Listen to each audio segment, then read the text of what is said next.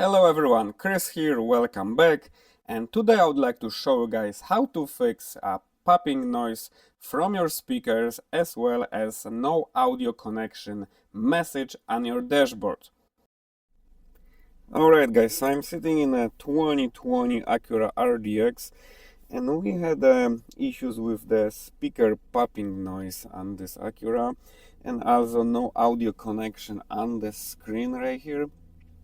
So if you guys have a problem like that, no audio connection or speaker popping noise, I'm gonna show you the easy free fix for it that I found that is working for me.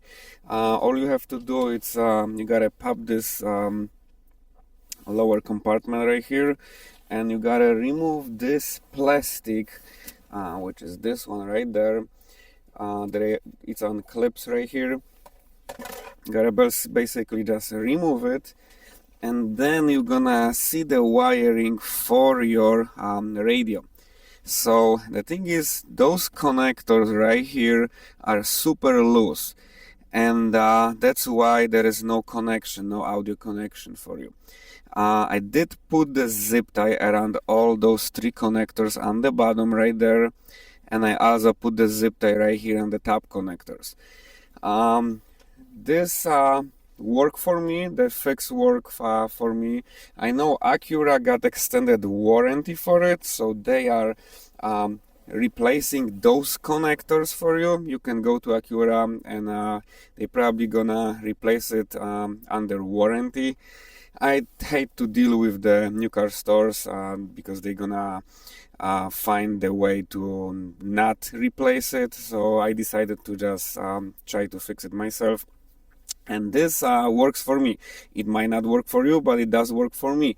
There is also, I would like to mention, on the passenger side, I removed the plastic so you guys can see. There is two more cables right there. Check if they are not loose. If they are loose, I also put a zip tie or something there too, so they are not moving around. Mine actually is staying there pretty nice, so it's not moving. Also make sure that this cable is not bent anywhere, as well as those cables right here. So make sure that everything is in place, connected, and not bent anywhere.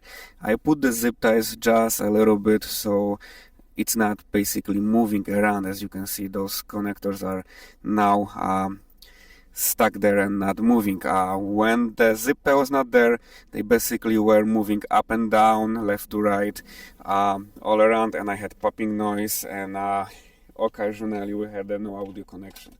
So I hope this would help somebody. Like I said, like I mentioned again, it did work for me. I tested it. I did those zip ties a couple months ago, and it's working. Again, try look at those cables, and there is one more place. It's in the trunk.